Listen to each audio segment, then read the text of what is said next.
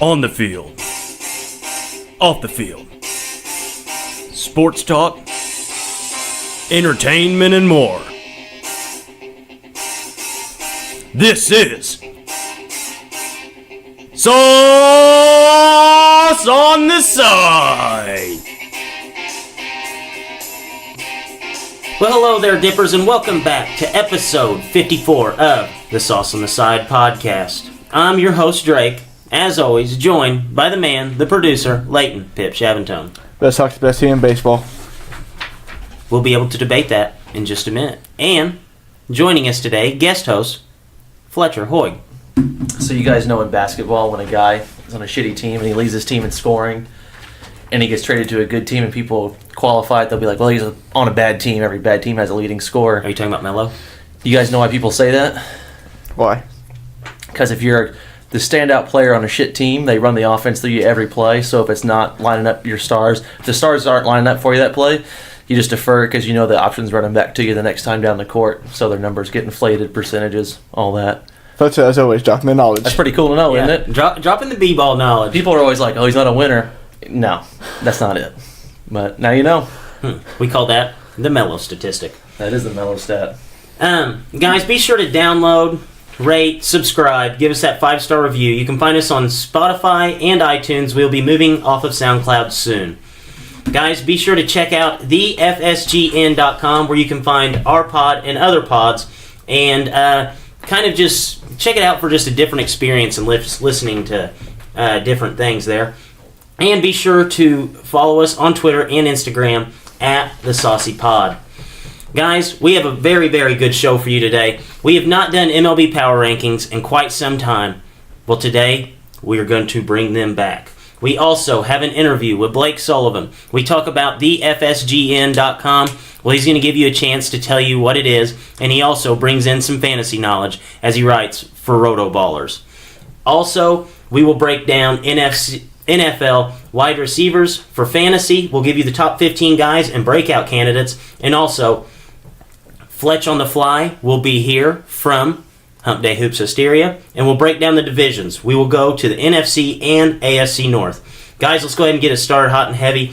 The MLB trade deadline was the 31st of July. Only 2 teams really made a move after we did the last podcast, kind of in the last 24 hours of the deadline.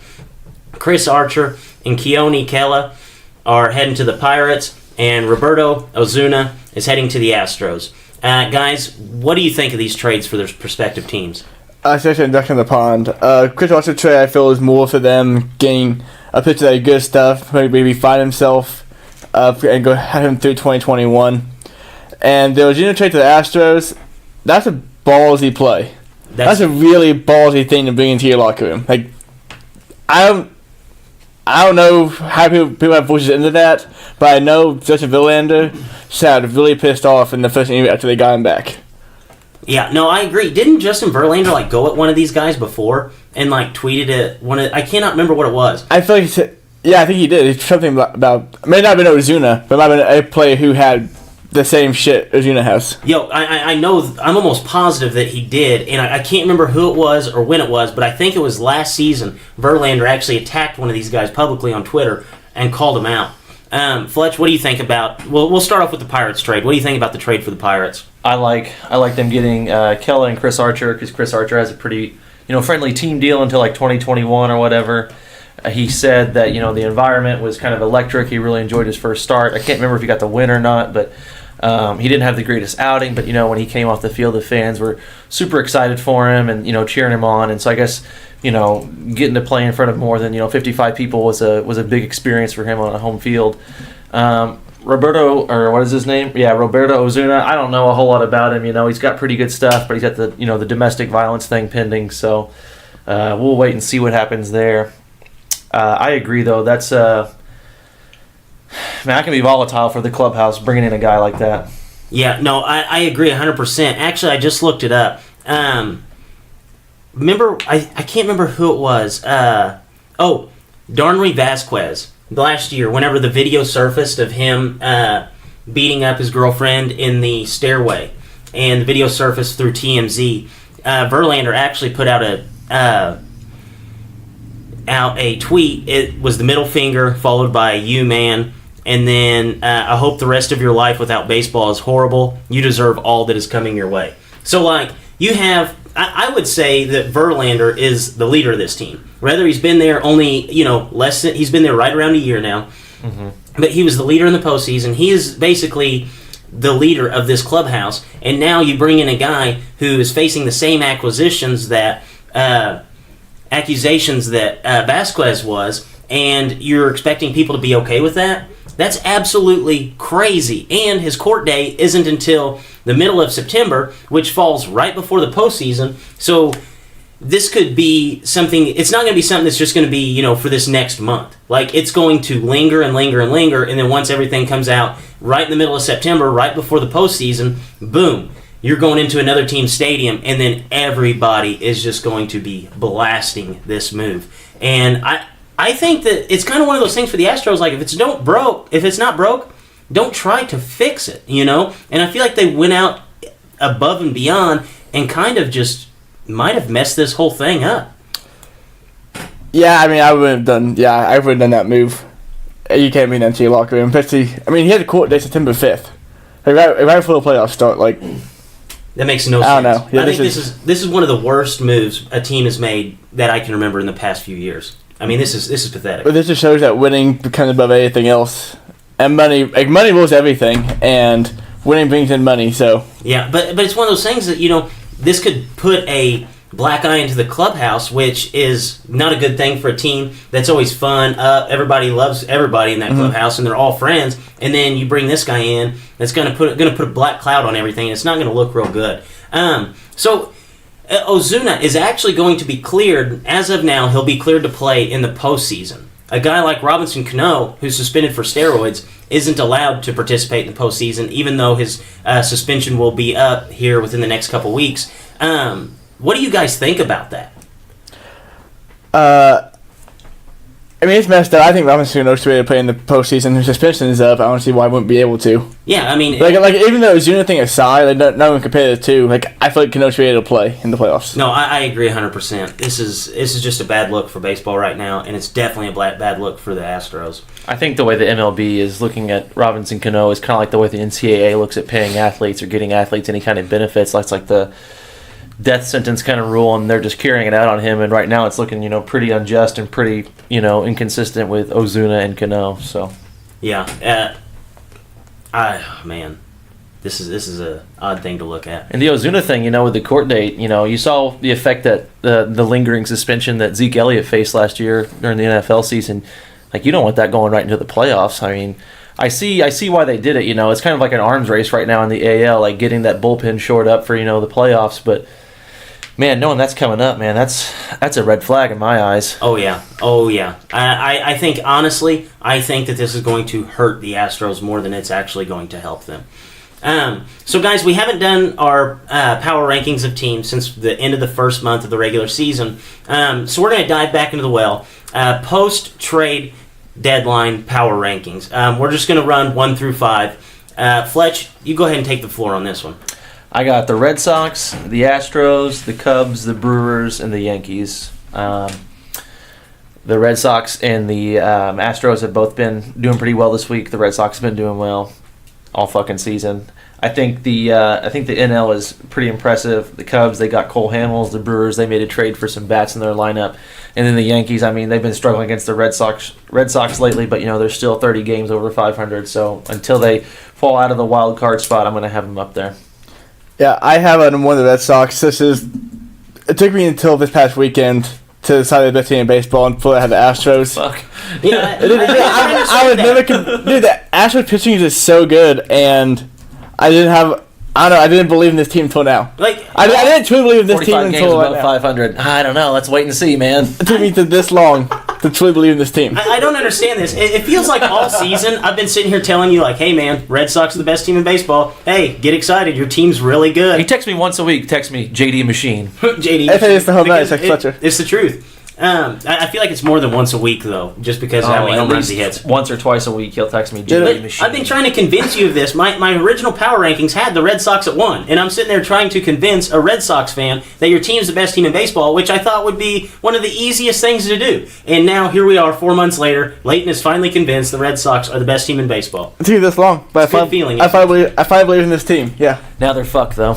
Yeah. Yeah, no. Right now we're going to Fucked go up, Leighton. fucking 2 for the next 20. But no, second I have the Astros with 3 above 500. Third I have the Cubs.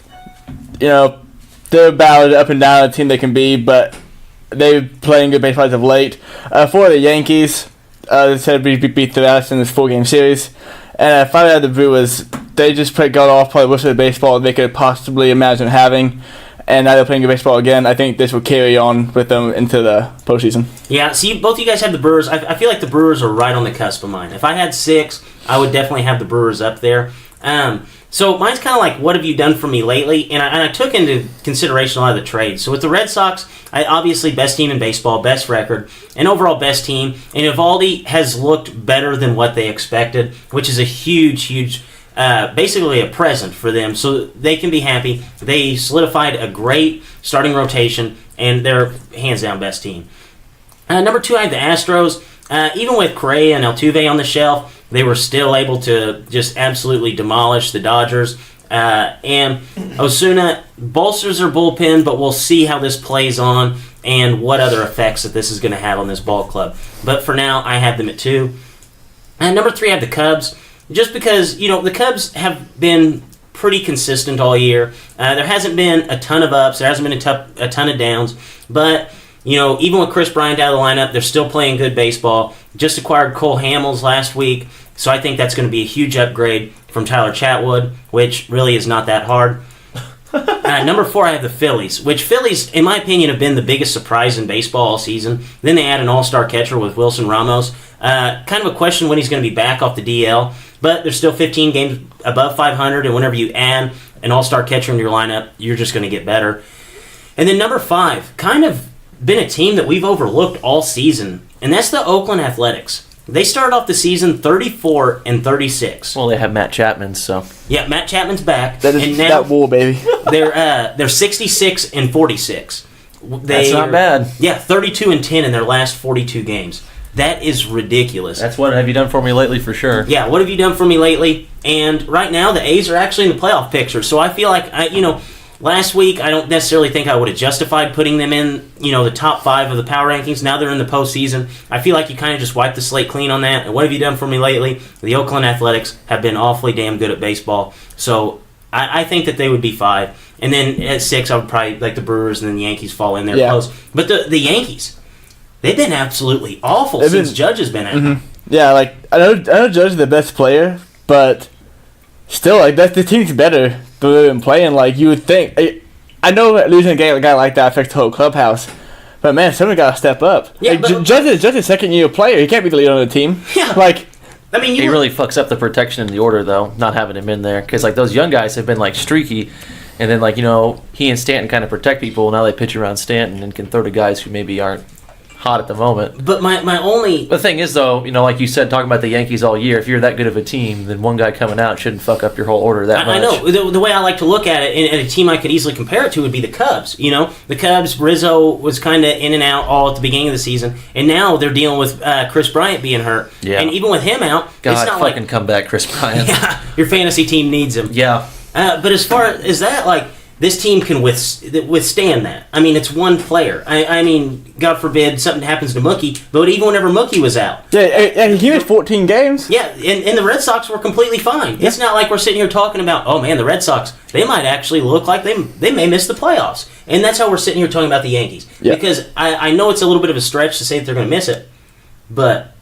they might miss, they're closer to being out of the playoffs than in the division right now, and I didn't think that was possible at any point in time this season until this past, now. No, I agree with you. They're going to have to turn something around quick. Otherwise, the Yankees are going to be in some trouble. Oh, you think Yankees are in a little bit of trouble? Yes, I do. I know that's going to be hard for you to swallow, but I think they're in some trouble. I mean, you really hate to see that out of them. Are there other thoughts they might hate to see things out of? Yes, actually, I do have some more thoughts. Did someone write a book this week? They did write a book. Let's hear it. It was all a dream. I used to read Run Up magazine. Ray Lewis, congratulations on getting into the Hall of Fame. That speech was killer. Good thing the Hall of Fame is in Canton and not in Atlanta. Ray Lewis, America's favorite sociopath. How can the CFL make its way to ESPN? Insert Johnny Football. Johnny Football, twice in the same game, completed the Jay Cutler combo. It's a pick and a tackle on the same play.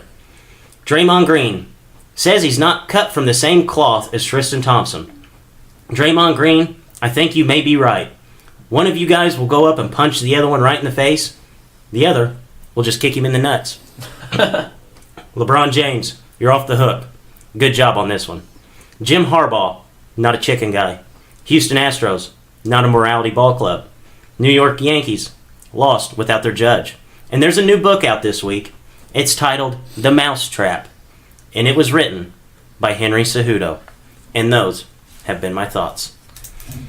So guys, we talked about it earlier. We have an interview for you. It is Blake Sullivan. He is the man behind FSGN.com. He's also going to drop a little fantasy knowledge to get us ready to break down the fantasy wide receivers this week. So guys, hope you enjoy the interview. All right, Dippers. Today in the kennel, we actually have a very special interview. I know we've been talking about it a lot lately, but we have the creator of thefsgn.com. We've talked about him a lot, promote him at the beginning of the show. You hear it every week. And he's actually a writer for Roto Baller as well. Blake Sullivan, welcome to the kennel. How's it going, guys? I'm happy to be here. Yeah, we appreciate you coming on. So like I said, we've told the Dippers about thefsgn.com, but they want to hear it from the man himself. What exactly is this website? Yeah, there's always been a lot of questions, what is this? Obviously, when you have acronyms like that, people don't know sometimes, but the Fantasy Sports Gaming Network. So basically, I noticed how big the video gaming market was, how many people watch other players play it, and they're not even playing and they enjoy it.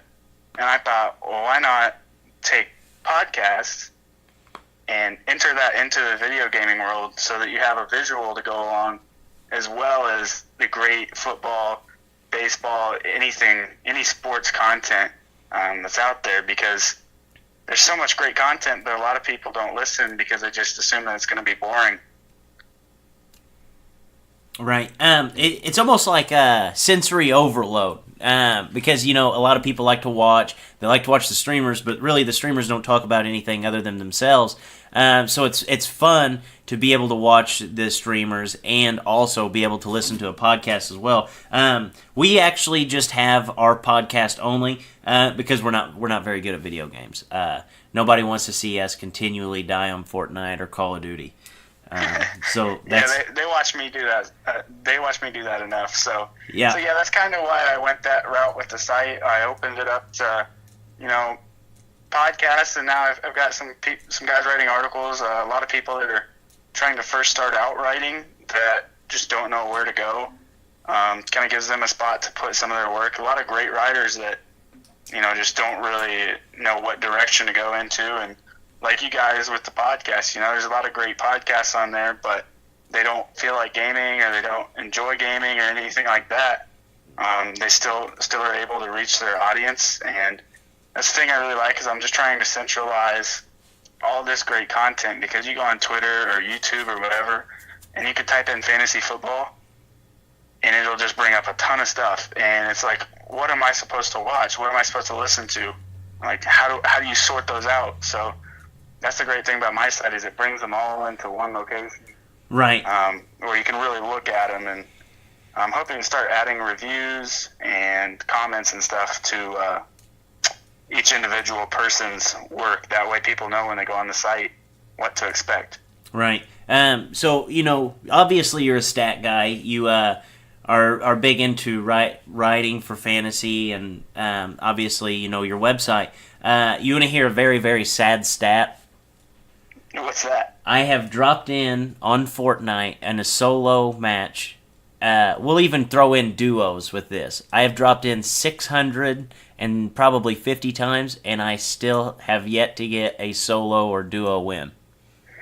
That first one is very tough, I'll tell you that much. Yeah. Once you finally get one, they start coming in bunches, but that first one is really tough. Yeah, I hope to be there someday, but as of now, I'm still winless. I'm kind of like the Browns, got a lot of talent there, but I just can't figure out how to get over the hump.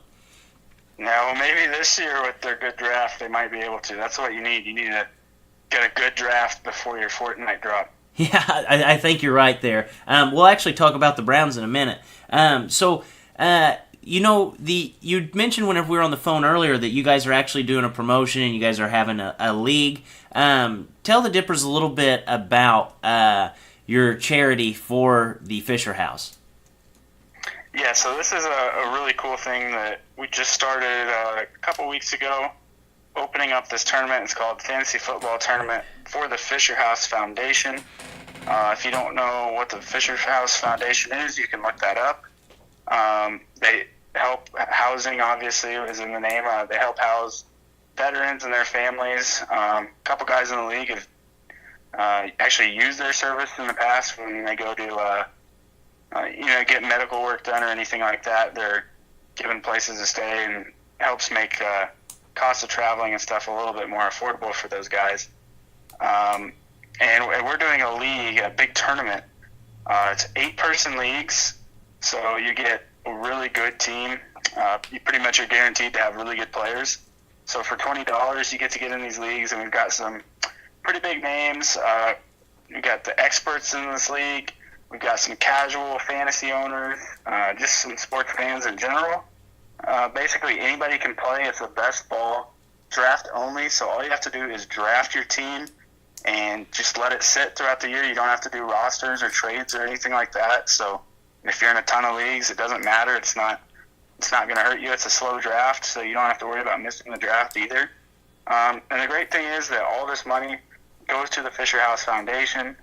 And we're going to be working on getting like a jersey giveaway or something so that at the end we can give that away.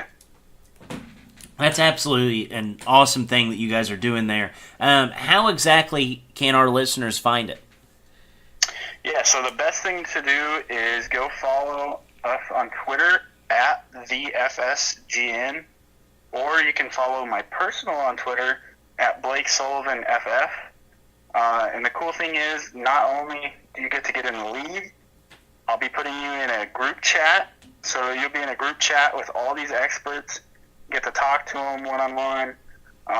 It's really cool. You just kind of get to interact with them, and you get to see them in a more personal side of Twitter than just seeing their tweets. Right, yeah, cool. You don't want to tell our listeners that. I feel like every Sunday they're going to be in your guys' DMs blowing it up, and it'll be 400 just messages of our guys just cycling through trying to actually get some good fantasy advice because that's all right. We'll take questions. Yeah, they'll utilize that, I'm sure. So guys, definitely it's a good cause. Obviously, we are a pro-veteran podcast, I would say. We do like our veterans. So guys, get on there, sign up, and play against the experts, and you might even get some free fantasy advice on Sundays. You never really know. Would you consider yourself one of those experts yet, or do you feel like you're on the cusp of that? It's a really good question because technically in my title at Rotoballer, I am a fantasy expert.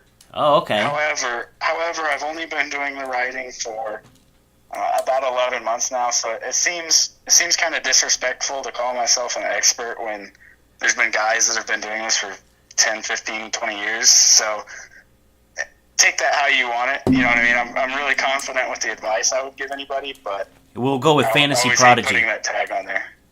Fantasy prodigy, does that work? That sounds even better than expert, so okay. I'll take that. Yeah, so since you are a fantasy prodigy, we're going to talk a little bit about fantasy and give our listeners some advice for this season. So this past year we had a lot of free agents, switch teams, and especially at the quarterback position. Which of these players that have switched teams are going to benefit from the situation that they walked into this offseason? I think the most obvious one is going to be Kirk Cousins. You go in there with Adam Thielen, Stephon Diggs, Kyle Rudolph. I mean, the list goes on. They've got a great defense. The pressure's not really going to be on him to perform with that kind of defense. All he's got to do is complete passes, keep the chains moving, and they're going to be a really successful football team. So I think he's definitely kind of the glaring obvious choice. I really also like Case Keenum. Last year, at the end of the year there, he played really well. And I don't know that the situation necessarily is any better. It's probably a little worse. But given that he's going to be their starter and given chances without having to worry about losing his job to one of the other quarterbacks, I think that that's really going to be a confidence boost to him. And he obviously has great receivers with Emmanuel Sanders and Demaryius Thomas there as well. Yeah. Chad Kelly, Paxton Lynch, Trevor Siemian, those guys really don't scare you, I don't think. No, not with the way the last couple of seasons have been anyway. No. So, you hinted on the Kirk Cousins thing. Whenever we have, these fantasy experts in to talk, I always like to ask the question, Kirk walking into Minnesota, a lot of mouths to feed. Who benefits the most from Kirk being their quarterback? Oh, man, that's a really tough question. I think I'd have to go with Kyle Rudolph. I think everybody's really high on Adam Thielen, and rightly so. I just don't see him getting a whole lot more volume than he had before. But obviously, Kirk Cousins has been pretty good with his tight ends in the past. You got Jordan Reed there in Washington. I think that he has the most room for improvement. I think Adam Thielen's still the number one guy on that team, but I think that Rudolph really gets to see the improvement over last year. Right. Do you think there's any way that he has the 1,000-yard receivers like he had with D-Jax and Pierre Garçon? Ooh, I'm a Packers fan, so it's really hard for me to say this, but yeah, I think there is a legitimate chance that could happen. Oh, wow. See, I'm a Bears fan, but I'm all aboard the Kirk Cousins train. I feel like the man has been underappreciated for too long, and, unfortunately, he's in the division now, but he's an animal. He is an animal. Yeah, he's a competitor. He's, obviously with me watching Aaron Rodgers, he's one of those other guys with Aaron Rodgers and Tom Brady that just goes out there and competes every week, no matter what the time is on the clock or the score or anything. He's going to compete. So with Aaron Rodgers, are you worried with him coming back from injury, or do you think that he's basically going to pick up where he leaves off every single time he walks off the field? Yeah, I mean, I'm not too worried about him. I have seen that he's struggled some with interceptions lately in training camps, but I'm really not too worried about it just yet. I'm sure he's got a lot of work to do to figure out exactly how he's comfortable.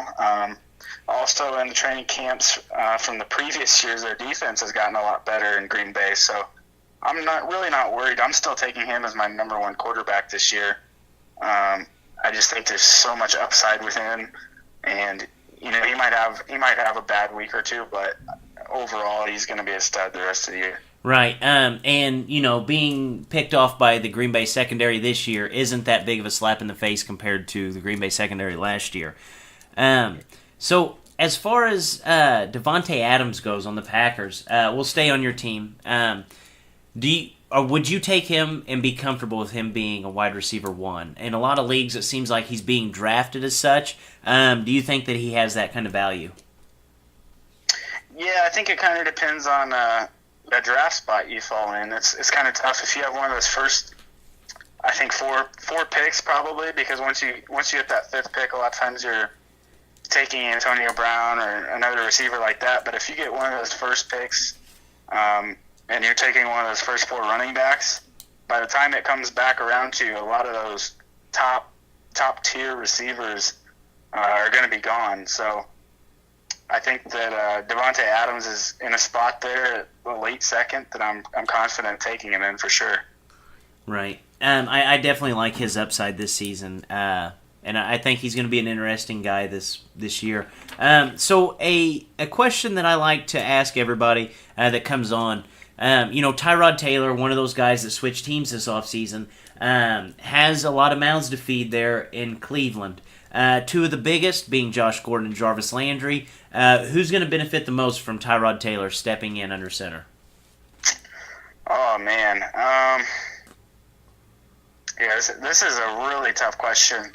I would have to say Jarvis Landry, just based off of the fact that Tyrod Taylor is a scramble quarterback a lot of the time, so he'll get outside the pocket and run around. Jarvis Landry is a little bit faster guy than Josh Gordon or any of those other guys. I think he's going to be able to get some separation if he sees that Tyrod's in trouble or whatever. I think he's going to be able to get open and change up his routes. So I think he's going to really benefit from that. Landry will, being able to get open faster, because I think that's going to make him the top target there this year. Obviously, Josh Gordon, I think, is the biggest red zone threat for size and hands and just his talent. But I think Landry is going to benefit the most overall. Right. So if you have the first pick of your fantasy draft, who are you taking? I'm pretty sure I'm going Todd Gurley. Pretty much all the way around. Once it gets into full point PPR, is where it kind of blurs. But if I'm in standard or half point, I'm taking Todd Gurley, no doubt. Once I hit that full point PPR, though, I'm really starting to debate with David Johnson coming back with fresh legs. Just tremendous, you can go 1,000 and 1,000 rushing and receiving. So it's really tempting to go ahead and take him as number one. But I think all around, I'm still going Todd Gurley. Right. I think this is going to be interesting. I feel like there's 4 horsemen that you can go with. Really, 20 points is going to separate you at the end of the season from the next guy. I like all 4. Todd Gurley. The only thing that scares me about Gurley, and it's a stat that at this time of this interview I would have mentioned a couple weeks ago. Since 2003, there's not been a running back to be number 1 in fantasy back-to-back seasons. It's actually a pretty crazy stat, and that's really the only reason I don't feel like I would take Gurley number 1, because everything else says that he should be the best, but seems like something weird always happens to guys after they're the number 1 running back. Yeah, I definitely think there's going to be some regression with him. I think he's going to lose a couple of those receptions. I think it all comes down to his usage, honestly. That defense is even better this year than it was last year, so I would think that they would have the lead a lot of times and be running the clock down, but I don't know if that means that if they have a lead, they're going to let Todd Gurley run the clock down, or if they're going to bring in a backup to keep him fresh. Right. I think there's a really important difference there, because if they let him run the clock down, I have no concern with having Gurley number 1, but if you get into the end of the fourth quarter and he's not even playing, that's when it starts getting scary, and you're looking at maybe Le'Veon Bell or David Johnson, right, or even Ezekiel Elliott. Yeah, it's a fine line that we have to walk on being fantasy owners. So we ask everybody, give us your sleepers for the 2018 fantasy season. Ooh, this is a really good one. So my biggest sleeper is at the quarterback position. I'm going with Eli Manning. I think that a lot of people have really slept on him from last year. Obviously, they knew they weren't going to do anything. Somebody would get past the offensive line and he would just lay down, so not to get hit. Had the issues, obviously, with ownership and coaches, personnel, Odell Beckham, all of this drama going around. And now they're reloaded. They got a little bit more help on the line. They got Saquon Barkley. Odell Beckham's back and healthy. I just think that Eli Manning he was smart last year to protect himself and stay healthy, so that this year they can make a really good run at it. And I think Saquon Barkley is going to help a ton, being not only a runner but a receiving back. Should really help Eli's value. Yeah, I actually like that as a sleeper. Eli's actually a guy I've been towing the line on and being, drafting as a backup at the quarterback position because, Pat Shurmur, if you look at what he did last year with Case Keenum, it makes it very interesting whenever you get a lot more, you got better skill talent, and, Eli's kind of been, he's been proven, but the regression is absolutely there for Eli, but I do actually like that as a sleeper. So, one bold prediction for the 2018 fantasy season. What is it? The Cleveland Browns win 6 games. That's actually a huge bold prediction. That's very bold. I like that because winning 6 games means that they increase their win total by 6. That's There's not even a multiplier for that. No, there isn't. The only way you could multiply it is if you went back in the last 2 seasons, then you could multiply it by 6. So that's pretty bold, but I actually like that. I like that a lot. So Blake, thank you very much for coming on. Dippers, be sure to join his league. Get on thefsgn.com. Join his league for the Fisher House. He's going for a great organization, a great charity, and you even get to chat with the experts come Sunday, and it might even help you win your league. So it would be a very good investment for you guys. Blake, thank you for coming on. Yeah, thanks for having me, guys. Really enjoyed it. All right, thank you very much, Blake. We definitely enjoyed having you on, and everybody, be sure to check out thefsgn.com. So, guys, we're going to stay on the topic of fantasy, and we're going to go through the top 15 wide receivers for this season based on our projections, and we're going to give you guys just like a little bit of guys breakout candidates, guys who are going to get drafted too high, and some rookies to watch out for.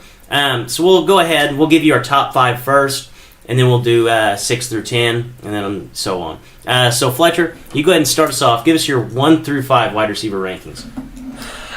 So 1 through 5, I have Antonio Brown, OBJ, and Julio. I'm sure we're all probably going to be somewhat similar to that. And then I go DeAndre Hopkins and then Michael Thomas. For me, at number 1, I have Antonio Brown, 2, I have Julio Jones, 3, I have OBJ, 4, I have Antonio Hopkins, and 5, I have Keenan Allen. Over the last, I don't know how many weeks, 8 or 9 weeks, he was just absolutely on fire. He's tearing the world apart. I think they came this season. Yeah. I actually have DeAndre Hopkins at number 1. Damn. Yeah, I do. Because the 7 games with Deshaun Watson, he saw almost 11 targets a game with a 59% catch percentage. And then when Savage was QBing, he only saw 52% completion percentage. So, last year he led the NFL in targets by 14, and his catch percentage is going to obviously go up with a healthy Watson. So last year in a half-point PPR, which these rankings are based off of, I think he's going to be number 1 again. I know AB missed some time last year for him to be number 1, but I'll get to AB in a minute and why I think he's going to be number 3. Number 2, I have Odell Beckham Jr. In those last 3 years, his highest catch percentage was 61%, which is lower than what Stephon Diggs and Adam Thielen had last year in Pat Shurmur's system. Both those guys saw 95 targets last year. I think OBJ, when he's healthy, he could arguably be the best wide receiver in football. And in Pat Shurmur's system, he's going to be the man. He's going to probably break his record for completions, targets, everything. I would almost lock him in for 10 touchdowns. And then Antonio Brown. I have him at number 3, and it's no knock to him. It's his first year without Haley, and I think they're going to run Bell's legs off. And then you add in that Juju Smith-Schuster is going to be a big factor in the offense. James Washington, every time you look anything up about the Steelers, they're just talking about this guy, just raving about him.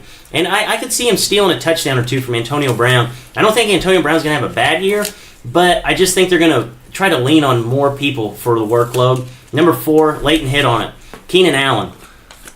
Absolute monster the last 7 weeks of the season. And if he would have had that production for 16 weeks, he'd have caught 133 balls, 1,800 yards, and 11 touchdowns. Chargers went 6-1. Phillip Rivers got it figured out. Number 5, I got Julio Jones. Lock him in for 1,400 yards, but the only reason I have him at number 5, 9 touchdowns in the last 30 regular season games. So Fletcher, take us through 6 through 10 on your rankings. I got a feeling I'm going to have A.J. Green a lot higher than you two. But I got A.J. Green at 6. 7, I got Mike Evans. 8, I got Tyreek Hill. 9, I have Keenan Allen, which is a lot lower than what you guys have him. And then 10, I have T.Y. Hilton. Ooh, Tyreek, pretty high. Do you think that his production's going to go up with Mahomes just being a gunslinger? Or? Well, I think he's going to get hit on deep routes. I do think that, but I think at some point they're going to have to reel Mahomes in because he might be a little turnover prone. So I think they're going to use Tyreek Hill on bubble screens and underneath routes just because he is a gadget dude and in space like he is so fast. So yeah, he's going to be used in all 3 layers of the field, I think. So you don't think that Andy Dalton's gonna fuck off this season and get AJ Green the ball? Actually, I don't know, man. I mean, I had the Bengals in my standings here as what did I have him, 2nd? So I guess I'm being consistent with what I had. So I guess Andy Dalton's going to be not shitty, not great, but AJ Green's going to catch typical it. Andy Dalton. I was going to say AJ Green's going to catch everything that's thrown to him for the most part if he stays healthy. So my 6 through 10. 6 I have Michael Thomas. 7 I have AJ Green, so not much lower than you, Fletch. 8 I have Mike Evans. 9 I have Devontae Adams. And 10 I have Stephon Diggs. I think getting Kirk Cousins to help him a whole lot because last season Case Keenum was playing to not lose his job, so he couldn't take the chance that Kirk Cousins knows he can take. I think that'd be huge for Stephon this season. Yeah, I absolutely like both of those guys, Stephon Diggs and Adam Thielen. It's just so hard to figure out which one's going to just pop. Yeah. So at number 6, I actually have Devontae Adams. 22 touchdowns in his last 30 NFL games. In the last 2 seasons, he has led the NFL in touchdown catches. You expect his yards to go up without Jordy Nelson.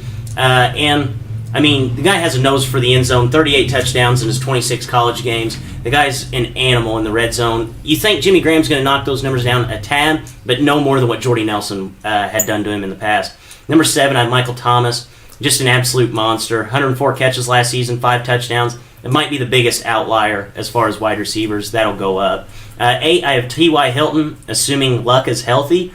Biggest boomer bust guy. The last time that Luck was healthy for a full season, he had 5 games under 50 yards, 4 games over 130 yards. 2 of those were over 170. So you're going to have the good weeks, you're going to have the bad weeks. If you draft him high, you're going to cuss him half the time, but the other times, you're going to blow people out of the water. Number 9, Demaryius Thomas. 4 straight years of 1,300 yards, and then Trevor Siemian happened. So Case Keenum's competent.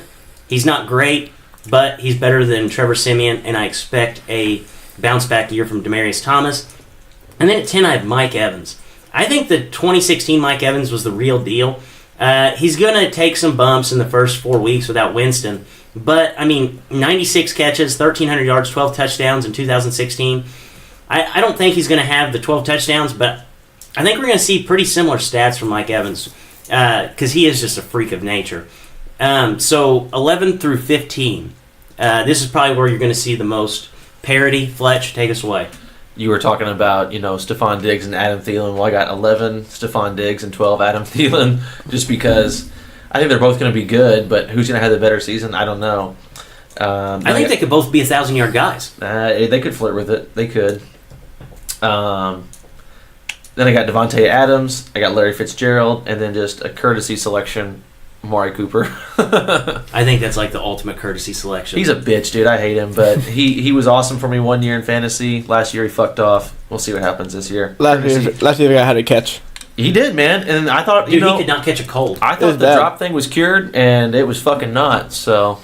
Yeah, we'll be helping bounce back here this. I remember with Amari Cooper last year, we were all tuned in. I think it was week 1. We were watching Red Zone at Layton's house, and we're like, I think it was the Raiders' first drive of the season. They drive down there, and we had all talked about how Amari Cooper was supposed to be getting more Red Zone targets because that was the one thing that he had lacked off from whenever he was dominant in the NFL.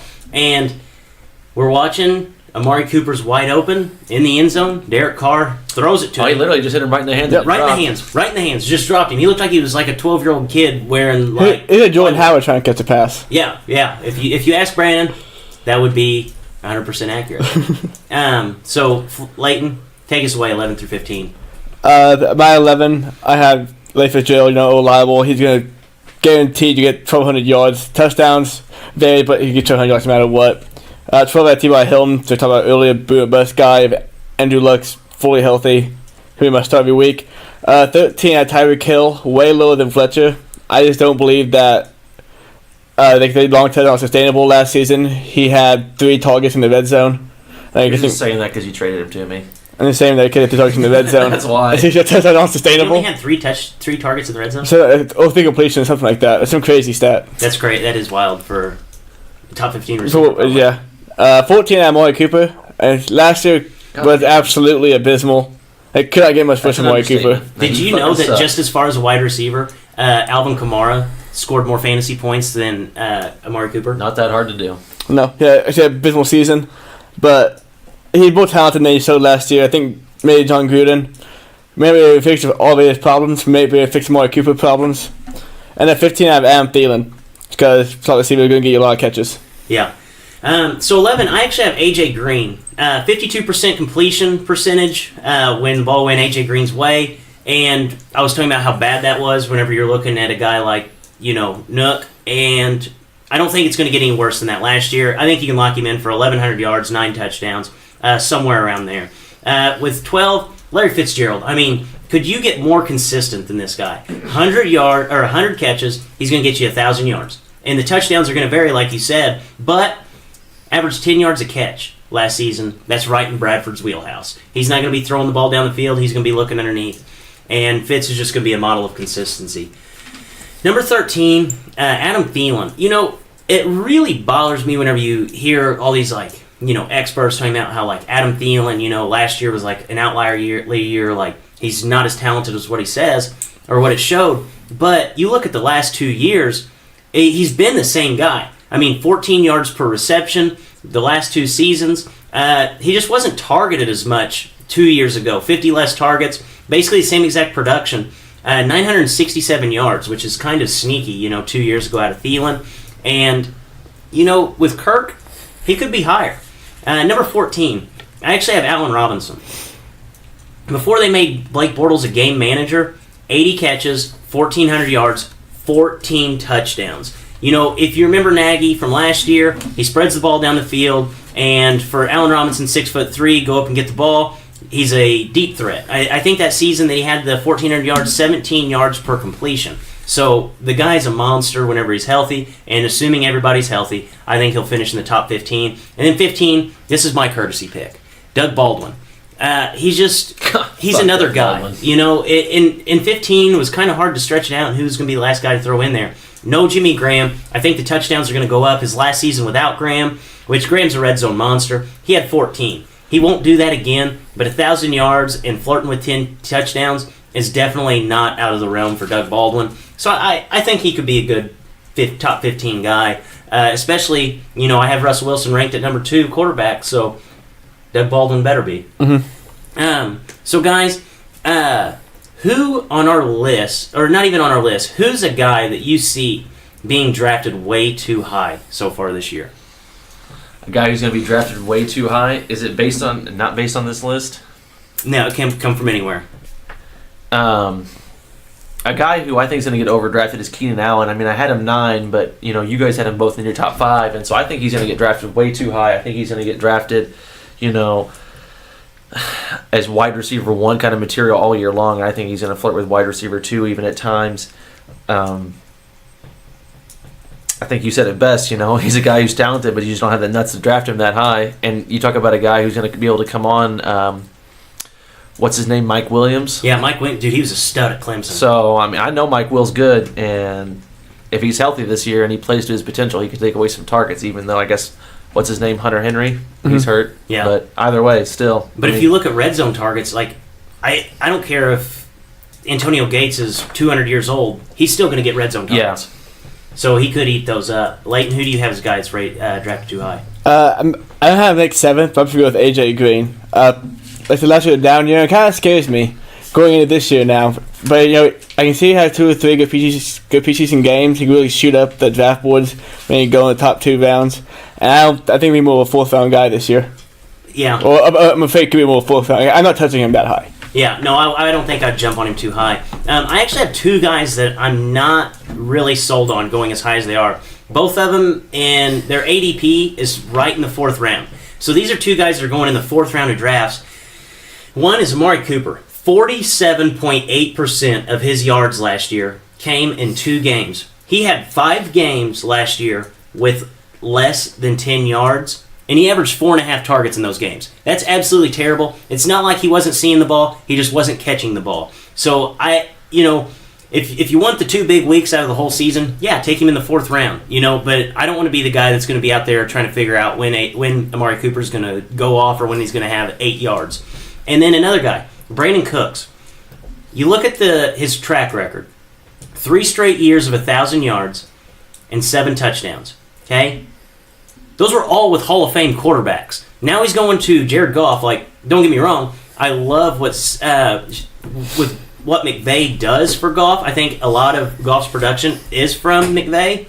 So Brandon Cooks is one of those guys that, for him to have success this year, he's going to have to reel in every single one of those deep balls that Goff throws down the field. But Goff isn't that kind of quarterback. He's one of the most inaccurate quarterbacks that starts week in and week out whenever he's throwing outside the numbers, 15 yards or more down the field, and that's Brandon Cooks' bread and butter. So I don't think I would touch Cooks, just for the simple fact, he's had a Hall of Fame quarterback his whole career, and now he's going to Jared Goff. So I don't want to be the guy that's out there trying to figure out his measuring stick on how good he is without a Hall of Fame quarterback. So breakout candidate of the year. Who is your guys' breakout candidate of the year? Fletch, you go first. The dude already broke out once, but I'm really hoping he stays for all 16 games and really shows out. I don't know if you guys follow him on Instagram or not, Twitter and all that stuff, but he looks like he could be like the Black Terminator or something like that. From looking at Arnold Schwarzenegger, I think he could be like the black version of him, just to how he's built now. But Josh Gordon, man, I hope he comes out and has like 1,400 yards this year. I really hope he does. Yeah, and I think a lot of people are going to be deterred by Tyrod, not trying to stretch the ball down the field. But, dude, if you watch, he's quarterback proof. Mm-hmm. The Browns were terrible whenever he busted off for 1,600 yards in 14 games. Right. I agree with you. I think that if I can get my hands on Josh Gordon in like the 4th, 5th round, I think I would take him. Just for the simple fact that you're going to get like Megatron in his prime production if they find him the ball. Right. Leighton, who do you have? I'm going to go with Allen Hurns. 2 or 3 years ago, he had a really good season for the Jaguars. Then this last season, he got hurt, felt injuries all year. After going to Dallas now, they just lost Des Bryant, lost Dishon Witten. So a lot of targets had to go to somebody. Dak Prescott makes good decisions. And I think Allen Hurns will be his top top option this season. I think Hurns can have a big year. Yeah, I actually like that a lot.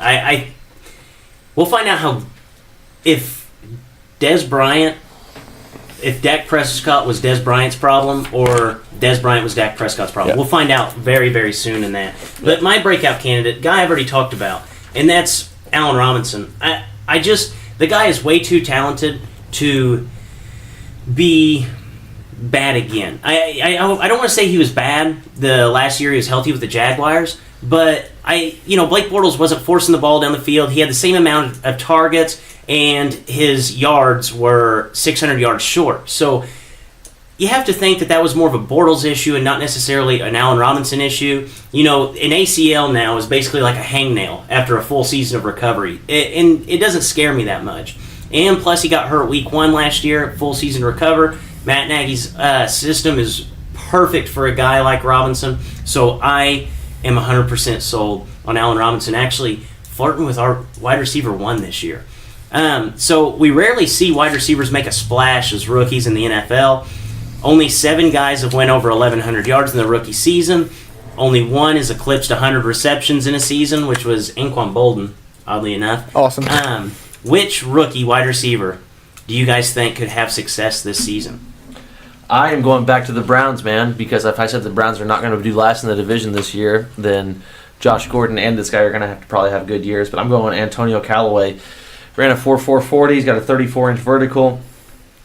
His last year at Florida, I don't really know college football numbers that well, but he had 54 catches, 721 yards.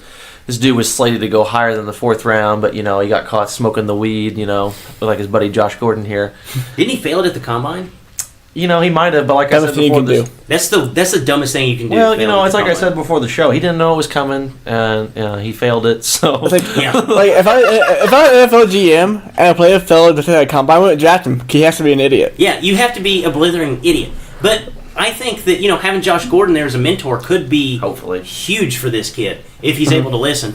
Because if you watch his highlight reel, the dude's a freak. Yeah. The dude is just a freak. Well, he's a punt returner too, or he was at Florida at least. I mean, he did a lot of things for them. He's an exciting player. I was super happy when we got him in the 4th round. I feel like the 4th round on a taking a chance on a guy like that in the 4th round isn't that big a deal, especially when you look at his production. So, rookie wide receivers, that's my guy. Even though I am a little biased, and then he's a Brown. So, Yeah, my guy is DJ Moore from the Panthers. of course it is. I mean, if you look at all of our receivers out there, all the receivers, they all have something go against them. They have like a bad system, or not a great quarterback, or wide receivers ahead of them already on the depth chart. And DJ Moore could come in. He's going to be a number 2 option immediately by Devin Funchess. Could be a number 1 option at the end of the season, but I think he's going to be basically a lock to be drafted on every league, playoff flex appeal for a lot of leagues. Let me ask you this: where do you see your boy Robbie Get Buckets Anderson going this year? Ooh, hey, what round? It just, dude, What round? Yeah. Man, 9, 10. Okay. dude, Just Robbie wondering. Anderson, it's such a question mark because I was flirting with putting him in the top 15, but he has all the legal stuff going on, and I'm not sure if he's going to be cleared to play or not. But the guy would be, I think he's top Dude, 15 wide receiver material. I love Volley Big Buckets. Well, I know you do. Like, probably my favorite NFL player. Second NFL But dude, player. I definitely Yeah, do he's like not your DJ first. Moore. He was actually my candidate to break out because I feel like he could be what Ted Ginn was there, but he would actually be able to catch the ball. And That's how big TJ again was. yeah, he's bigger than Ted Ginn and he can actually catch. So I'm going to piggyback off yours. DJ Moore, I think he was probably one of the most talented wide receivers in the league as last year as far as rookies go. Another guy, DJ Chark, went to the Jaguars in the 2nd round from LSU, and he can make plays after he catches the ball, which is something that Blake Bortles is going to need because they kind of put the ropes on him a little bit. And, if Blake Bortles is going to be throwing ball over the middle, short yard, DJ Chark can do that, and he can also go down the field and get the ball. I actually had him slated going in the 1st round to the Jaguars because I thought it was such a good fit. He's an honest-to-God playmaker. If you haven't heard of him, I would take a flyer on him in the 15th, 16th round because I don't think anybody else is going to be going after and getting Chark because, who else is going to catch the ball? You said it earlier. Hearns is gone. Allen Robinson's gone. They're going to be relying on like Marquise Lee and Keelan Cole. So he's not going to be fighting for a whole lot of targets there. So, guys, we'll go ahead and put a bow on that segment, and we'll move on to Fletch on the Fly. Guys, if you're not familiar with this segment, it came over from the Hump Day Hoops Hysteria, where basically Fletcher is put on the spot, not allowed to make any notes. We don't tell him anything about what we're going to ask him, and we put him on the spot, and we ask him questions. Leighton has 2, and I have 1. Leighton, take us away. Well, we have football coming up soon. Who will be this year's NFL MVP? Oh man, who's going to be the MVP? That's a good fucking question. Yeah. There's so many possibilities in this one, I think. I do too. I think, the NBA, they had the shiny new toy effect with James Harden. It bounces around, it's been Westbrook, Steph Curry, that's the way it kind of bounces in the NBA. I'll just go with that same trend. I'm going to say it's going to be Kirk Cousins. I think he's going to put up monster numbers on a really good fucking football team. I think he's going to win the MVP based on that. I actually love that. I'm sure Dick loves that. I think it's a possibility, though. If he gets 2,000... Well, the record's going to be there, and if he gets 4,000 yards again with that record, I mean, Yeah. he's a lock almost. Yeah, I agree. Next question. We just went over the thing about receivers. You said you had Tony Brown at 1, but who will be the top flex scorer in fantasy? The top flex score? So running back, wide receiver, tight end. Fuck. That's a hard question. Combine them all. Last year was Todd Gurley. Can he repeat? Top flex score? You can even throw tight ends into this. Yeah. You could. I mean, I'm not going to pick a tight end, though. If you want to That say, would be ballsy. I if you know. want to say Trey Burton, for whatever reason, Hey, No. he's Bears TE1. Adam Shaheen gets in there. Yeah, when you started talking about flex, like I ran through a few positions in my head real quick, and I fucking went over Travis Kelce and Gronk. I'm like, no fucking way. No. I'm just gonna roll with David Johnson, man. Dude puts up numbers. He'll probably stay healthy this year. David Johnson. Yeah, I think I don't he think could- Todd Gurley will repeat by any means, but I think he'll have a good year. I'll roll with David Johnson. Yeah, dude, I actually brought up the stat. The last time a guy was the number one running back in back-to-back seasons was 2002, 2003. Priest Holmes. Yeah, Priest Holmes. That's crazy. So mine. This is a little bit of a loaded question here. Oh, that's perfect. Sam Darnold, Josh Rosen, Lamar Jackson, God damn it. Baker Mayfield, and Josh Allen. Rank the quarterbacks by who's going to get the most starts to the fewest starts. So we got Darnold. We got Rosen, Lamar Jackson. Lamar, Baker, and Josh. Yes. Who's going to get the most starts? Yes. I don't think I'm not going to be able to give you exact numbers here, but I think it's going to go. I think Darnold and Josh Allen are going to tie for first. I think those two are going to start the same amount of games. I think that's probably a safe bet because, Bradford. Old Bradford. His knees are just a ticking time bomb. Right. Wait, no, I said Josh Allen and Darnold. Oh, Josh Allen and Darnold. Okay, Yeah. I thought you said Rosen. No. I think I got Rosen second, though. I think that's a safe pick. And then I got Lamar third with Baker fourth. You think Baker sees the field at all? If they're out of the playoffs, like, guaranteed, and it's the last few weeks, like, yeah, I see them rolling him out there for a few games. I don't think anybody's going to sit there and push for Baker Mayfield to come out for Tyrod Taylor because even if they start losing games, I mean, I'm sure Tyrod's numbers are not going to be the reason why they're losing the game, so it'd be nonsensical to be like, oh, let's roll Baker out there. You know, like 3 weeks ago, the guy couldn't even go under center. All of us had all of us had the Ravens out of the playoffs, with losing records. Do you guys think over under half a game for Lamar Jackson starting this year? Over. Under. You think under? I don't think he starts. You don't think so? I think Joe plays just mediocre enough to keep him close to the playoffs, and they can't bench him. Here's the thing. The Ravens can have, like, 2 key guys on defense get hurt, team go to shit, and they're just like, fuck it, let's just roll Lamar out there. Yeah. They could do that. Yeah, and I mean, their schedule's not favorable, so, I mean, I think the highest any of us had him was 8-8. Mm-hmm. If they start off, 3-6, Yeah. there's a possibility that they just say, all right, keys to the car, let's see what we got. Or they can go like 8-5 and be like, okay, back to the playoffs, and then Yeah, and then they just... and then Joe forgets how to be elite. Yeah. Fuck. Which he's forgotten to do time and time again. Quite often, actually. All right, guys, so we're going to transition to a little bit to break down the NFL divisions. Last week, we broke down the Wild Wild West last week.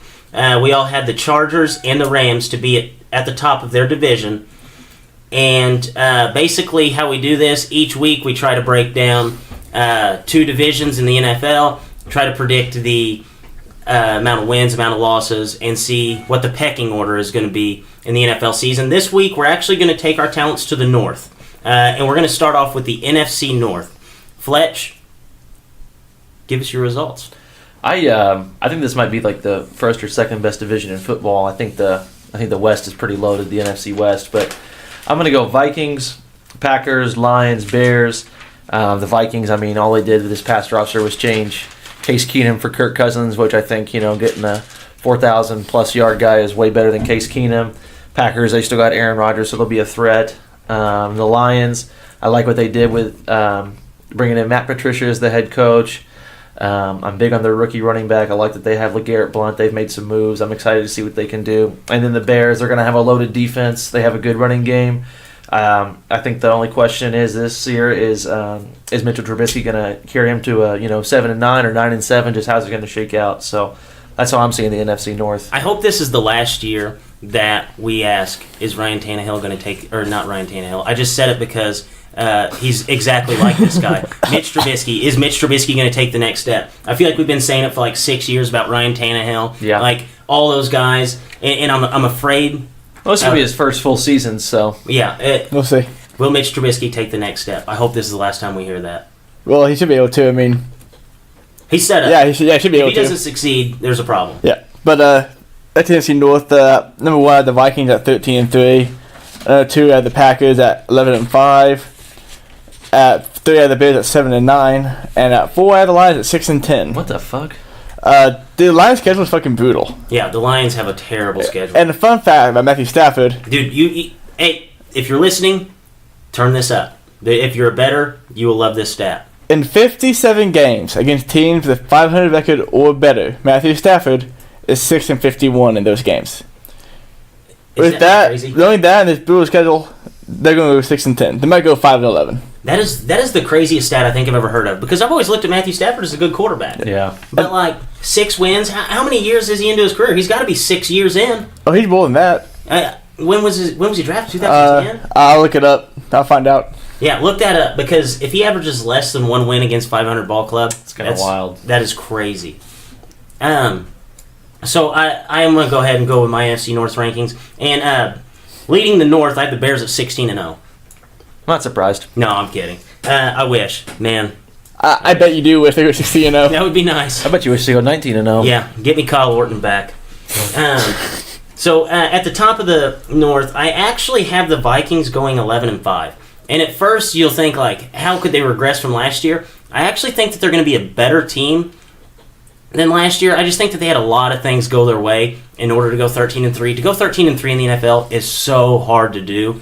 And I feel like this team is going to kind of be in a good position to where they'll get that first round bye, and they might take the foot off the gas towards the end of the season. And, you know, they're two kind of odd games, so every team plays each team in their division twice, then you play 2 separate divisions.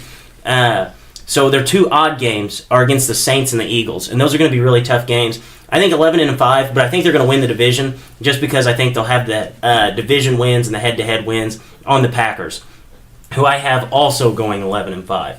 I have the Bears going 8-8.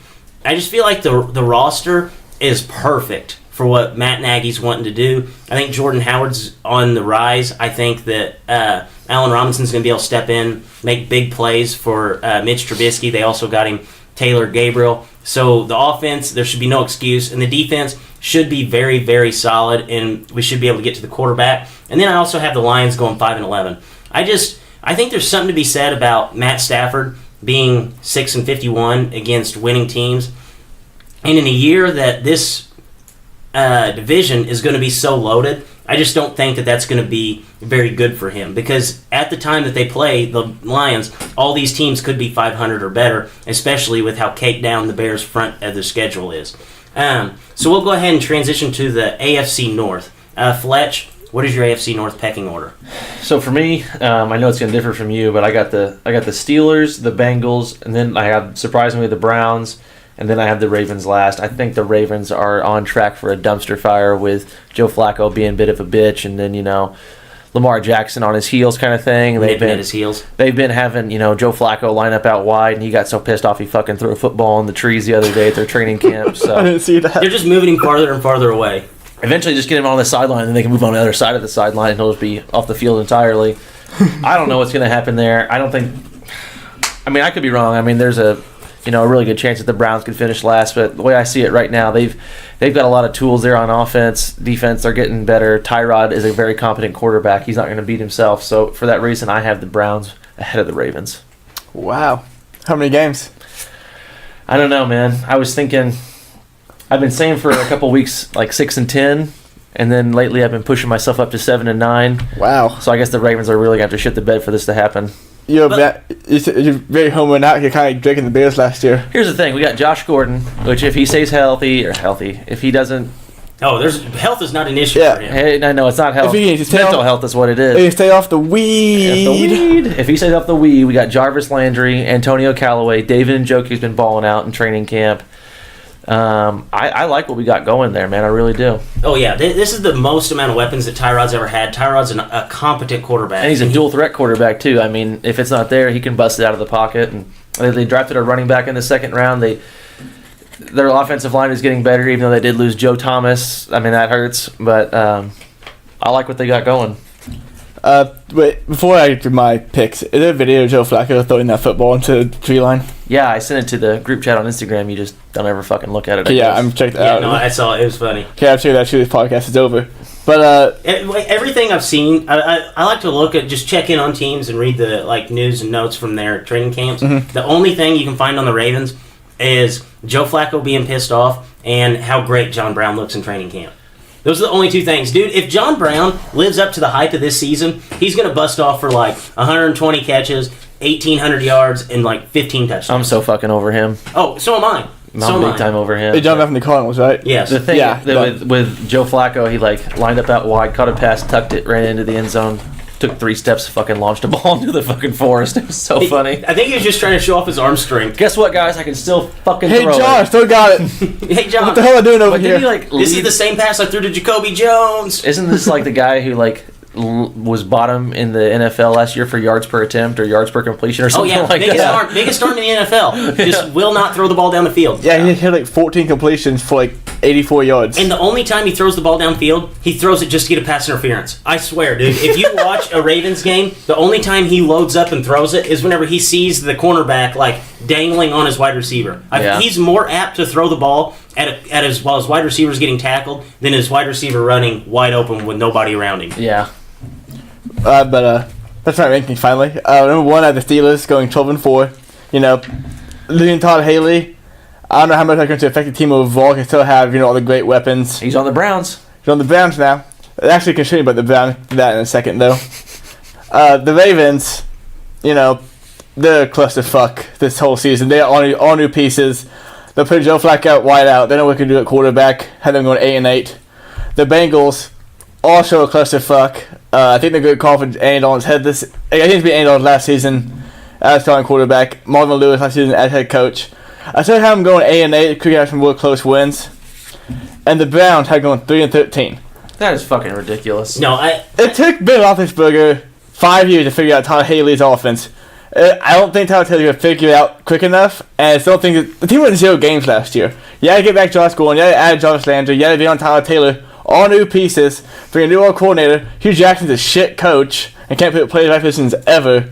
If you want to take 4 wins, fine, but not going to win 6 or 7 games. well, my thing with the comparing Todd Haley with Roethlisberger to Tyrod is that a lot of Big Ben's problems were because he was throwing interceptions, just trying to push the ball down the field, which Tyrod's not going to do that. Tyrod's just going to dink and dunk, hit the open guy, and I feel like he's set up for success. So a lot of Todd Haley's offense is the vertical passing.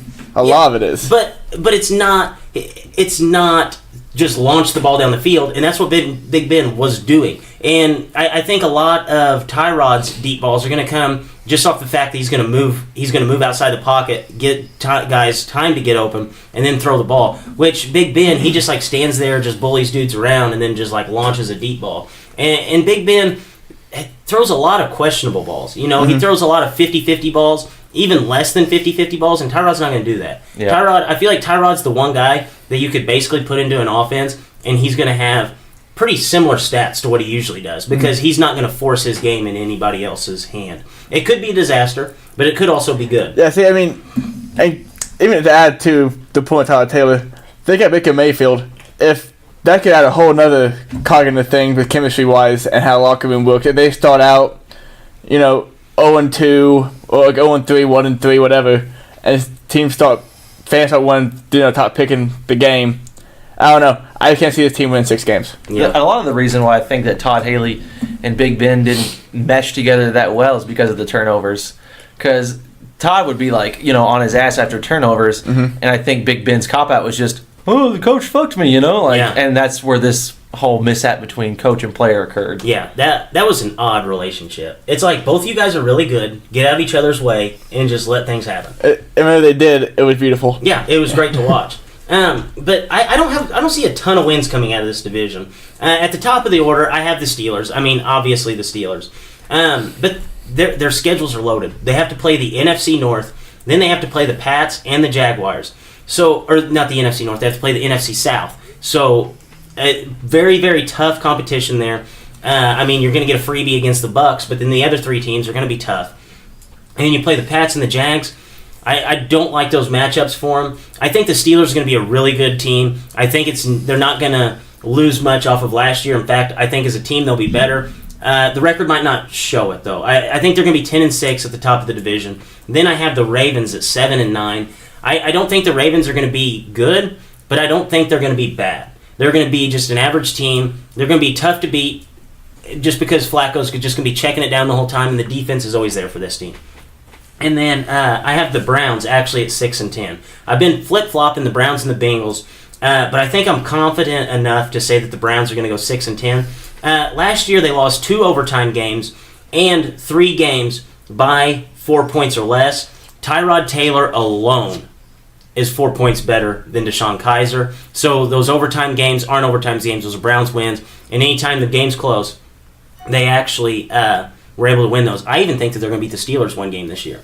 Ooh. Week 1 last year, they only lost by 3 to the Steelers. And this team's improved. This team is much improved.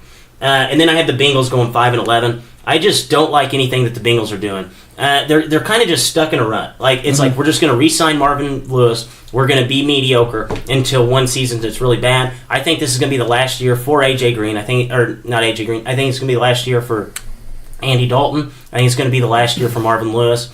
And I think we're going to see a lot of turnover with the Bengals, which is something we haven't seen lately. And next year will be a completely new ball club. I agree with you. That'd be last year for all those guys, but not for the same reason. I think they'll go 8-8, and then just a GM owner would be fed up with it and just say, okay, we just scratch everything we've done and start over. I don't know if they will. I just feel like he's been the coach since 2003. Yeah. And, like, the Bengals have, they haven't ever been great. They had, like, 2 seasons where they've won over 10 games, like 11 or more. And, that's mediocrity at its finest, and I think they're okay with that. Yeah. I think it's going to take a bad year, like a 5-11 year. Or the fans riot. Yeah. If the fans burned down the stadium, they would definitely fire somebody. Yeah, well, they won't do that because most of the time the fans have to pay for the stadium, so they can't do that. So taxpayer dollars. Pew, pew, pew, pew, pew. We're playing darts, baby. All right, now we're going to go ahead and transition to darts. So, guys, if you don't know how darts works, each one of us will get up, we'll throw a dart at the dartboard. Each number on the dartboard represents something. Each week we try to pick something new to kind of keep the game fresh. And Fletcher hasn't really told us what we're going to be playing yet. So, Fletch, we let you pick the game. What is your made-up game? So what we're going to do, sports are kind of slow during the summer. NBA, football, dormant for the most part. Baseball, if you're into baseball, I guess that's what's keeping you afloat right now in sports. But what I've thought of is these like cross-sports trades we would do. And so just to kind of make an example here, like they're going to be a lot more, blockbustery, flashy kind of trades. But just imagine, you throw a dart and it hits a number and you get Chris Middleton traded for Josh Gordon. Well, Josh Gordon would go to the Green Bay Packers. Chris Middleton would go to the Cleveland Cavaliers. So it's cross-sports trades, and would we do it? Would it be good for the teams? This, that, or the other. Would we like to see it? That kind of thing. All right, I think that actually sounds really cool. So you got us a list then? We do have a list ready. Okay. So Fletch, since this is your game, you make the first throw. All right. Limping onto the dartboard. Oh no! I just hope I fucking hit the dartboard. That's a 6. We have a 6. Oh, I hope it's a fucking good one. Aaron Rodgers for Max Scherzer. So this would put Aaron Rodgers on the Redskins and Max Scherzer on the Brewers. Are we going to debate whether or not this would be good for both teams? Yeah, we can take it that way because that's going to be a good debate right there. I think Scherzer going to the Brewers. And would both of these teams? Would you do it? And then I guess we can give our reasons why. Okay. So. Okay, so Fletch, what do you think? This is a good one, honestly. This is a good one. This is hard to. Because the thing is, I don't think the Packers are realistically going to go anywhere this year. I mean, they're going to have a good record. I don't see them going to the Super Bowl or winning it. No. And I think they have too many holes on defense to make up for it, and they always get hurt every year. So the Brewers, man, they have some bats, and I feel like they should have gone after a little more pitching. Wild card game, you're going to win that. For sure. Yeah, I was going to say, you got to have one guy out there to win you that one game. So I think they should do it. If you're the Brewers, do the trade, get Scherzer, send Rodgers over to the Redskins. You got Alex Smith. That's fucking great. His contract's up after this year anyway. You could always deal him out for picks or another player or something like that.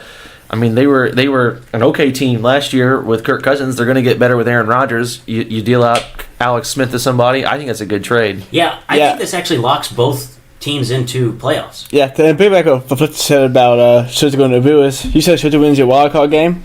Scherzer can win you the freaking division. He could. And Scherzer like top 3-4 pitcher in baseball. Oh yeah, I would add that in with Christian Yelich and Moustakas. And talk about what Fletcher said, Rodgers going to Washington. It's a crazy thing to think about him to the Green Bay, but I think it makes sense. Yeah, you got to be realistic. The Packers aren't going to win the Super Bowl this year. They might get lucky to go to the NFC Championship game. You know, I mean, they'd have to have So a if lot the state of Wisconsin and the state of Columbia and you get together and work this out. They do. I think it'd work well for both of them. You know, I think Yeah, the Brewers. I think that would actually. That's if all those are that good. I think this would be an interesting game. Like, I fucking hope they're that good. Yeah. So all in agreement? Yes. Yes. I think that was actually yours. Oh, was it? I think it was. Yeah. Okay. So we have a yes. Leighton C, producer, your throw. And we have a 10. Jose Altuve for Devin Booker. So Jose Altuve would be on the Diamondbacks. Devin Booker would be on the Rockets. Ooh, That's a good one too. that's a very good one. That's a fucking nice one. For the city of Houston, I would definitely do this trade. Okay, just want Absolutely. you just won a World Series last season. You haven't won an NBA championship since like what 94 or 95 something like that. 95. Back when Jordan took a hiatus. Yeah, if we got Devin Booker on that team, they could definitely compete and maybe beat the Warriors. Oh, they'd smoke the Warriors. Dude, yeah, they'd have Capella. People are talking about them losing, Ariza and Bob Mute, and that hurts. But oh my God, dude, Devin Booker out there too. Yeah. They'd fucking And fill it let's up. not even look at the fact, like, the Diamondbacks, they're Yeah. hurting for a bat. I just say, yeah. Jose Altuve Yeah. would be the As far as Arizona goes, you got to go Altuve. Yeah, You got to get him. Yeah, I mean, this is a team that is so bad offensively, so great defensively. You throw that dude right in front of Paul Goldschmidt. Holy shit! Yeah. I think Get us that out would- here. I We're think making that would teams make- better. I think that would make both teams the favorite to win either the. I think it'd make both teams to win the championship in their respective sports. Dude, yeah, that NL West would be so loaded. They know West would be nuts. But yeah, so all in agreement. Do you think that those trades would make both teams a championship team? More of a contender, yes. Yeah, I like that trade. I think if you're the city of Houston, like you said, you've got to do that because you just won a World Series, and you damn near do anything. You might cut off your left nut just to get a fucking NBA championship, and that about be it. Yeah. That's cool. Yeah. But for the Diamondbacks go, I don't know if they'll lock because we've seen baseball for one guy doesn't do all that much, but yeah, But I definitely. mean, with that pitching staff. Oh, yeah, no, they got to do that trade. Yeah. I think both teams have to pull that trigger. So now my throw, and we have a 14. 14. Ooh, we got a nice one. Antonio Brown for Chris Bryant. So Antonio Brown goes to the Bears. Chris Bryant goes to the Pirates. Oh my God. Oh, this is great for you. Tell us what you do. Oh man, this one hits home. I'd do Yeah. it. Oh man. No, You wouldn't do it? I wouldn't do it. No. Well, that's Okay. what Drake's got to do. If I'm Pittsburgh, if I'm Chicago, I wouldn't do it. Pittsburgh, I would. Yeah, Pittsburgh, you definitely pull the trigger. But I mean, Chris Bryant. The only thing that's man. You get Antonio Brown, him and Trubisky. Yeah, but the only bad. Oh man. Put him out on That's the a opposite tough end, one. Jordan Howard. He must that offense. Man. Yeah, that offense would be firepower. And that defense, dude, you got him in the Super Bowl. Yeah, but the only thing that I have to think about this. Okay, so in the NFL, like, when's the last time a great wide receiver won a Super Bowl? Well, Des Bryant with the Cowboys. Well, no. Seriously, when was the last time a great wide receiver won a Super Bowl? Yeah. Alshon Jeffrey, dude. Alshon Jeffrey last year, and then Julian Edelman the year before that. I guess if you count Gronk as a wide receiver, but even with the Super Bowl against the Falcons that they won, he didn't even play. Seahawks. So Yeah. Yeah, Falcons. And then who was the year prior to that? Was Pats go back to back? Shit, I don't know. I don't fucking know. It's been a while. So I just think that a wide receiver doesn't make that big of a difference whenever it comes to winning a championship. I wouldn't do it just because Chris Bryant has already won us one, and that's so tough though. Yeah, man, you get It's almost the same thing with the Houston thing Yeah. there. Yeah. If I I don't were- think I could do it. If I were the Cubs, I would do it. If I was Chicago, rather, I would do it. If you didn't trade Glaber for that Aroldis Chapman trade. Oh yeah, no. But If we the still thing had is- Gleyber Torres, But the yes. thing is, Glaber, I mean, that trade won you a World Series, so it's worth it. But, man, I don't know. I think I would do it. And it would make more sense if you still had Glaber, but I think I would still do it anyway just because your defense is so loaded. If Mitch is the guy you think he is, fuck, you guys are going to be good. Yeah, we'd be very good, and I think we would win the division with Antonio Brown, and that's saying a lot. It is. I just don't think I could do it. I can't get rid of Chris Bryant. It's the eyes. Yeah, I already said if I was Pittsburgh, I'd do it. Chicago wouldn't do it. Pay for anything you guys just said. Yeah, so we're like a 50-50 split then. That's Yeah. a good one, though. All right, so to recap, we would send Aaron Rodgers for Max Scherzer. We would send Jose Altuve for Devin Booker. And we would not send Antonio Brown for Chris Bryant. That was kind of a fun game. It wasn't a full send, but it was a fun game. Yeah, no, that Because was. we didn't send everybody, but you know. I think we're gonna have to put that in our arsenal. Oh, yeah, I'll keep that list. We just have to come up with a good name for that. Yeah, and since there'll always be enough athletes, we're never out. Yeah, we will never run out. That is a good point, Leighton. Thank you, Well thought Fletcher. of. Could you imagine if we actually ran out of athletes? We would do this Whenever we're podcast like- way too long, Whenever man. we're like Orlando Brown to, I don't know, for like Taylor Lewan, we'd be really stretching it. So, Leighton, you're the man of the movies. You're the man who puts in the extra work, and your movie pass may be coming to an end. So sad. But So broke. tell us what you're reviewing this week. 1212 Pip's Entertainment Review. Sit on down for a movie to view. This week I'm reviewing a movie that I actually saw a while back. Brandon asked about it, but I didn't get to review it, so I'm going to do it now. It's the newest Jurassic World movie, Fallen Kingdom. Been out for a while. Fuck's sake. If you saw the remake of Jurassic World, or that came out 3 years ago, basically what happened was, remake of the first one, they go to the park, the dinosaur escapes, chase people around, one guy saves kids, women, families. God bless him. God bless Chris Pratt. In this one, there's a company that I kind of compare to Amazon, kind of, and they want to take the dinosaurs off the island and sell them as weapons. As weapons? Weapons. Could I have a dinosaur in a war? Yeah. That'd be badass. Dinosaur knows its team. Yeah. Yeah. I mean, what the fuck, you know? Yeah. Release him. Fuck, he's fucking us up, you know? That doesn't make sense. The entire idea, they've come with some technology that they inject it to them, or they're born with it or something, where they're altered to respond to human commands. They know the home team. Yes. So they have mind control devices. I feel like that's like releasing Carlos Zambrano. It's like, all right, go out there and hit the other team, and then he comes back there and just fights your catcher in the dugout.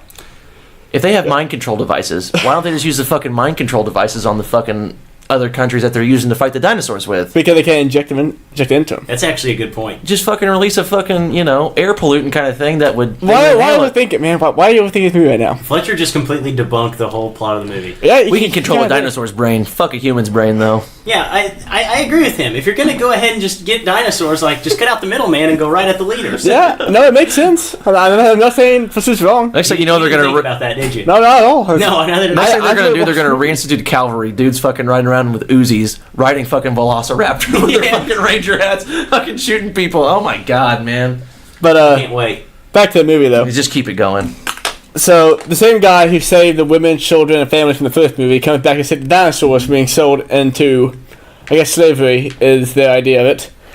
He stops them, and then the dinosaurs just live amongst humans.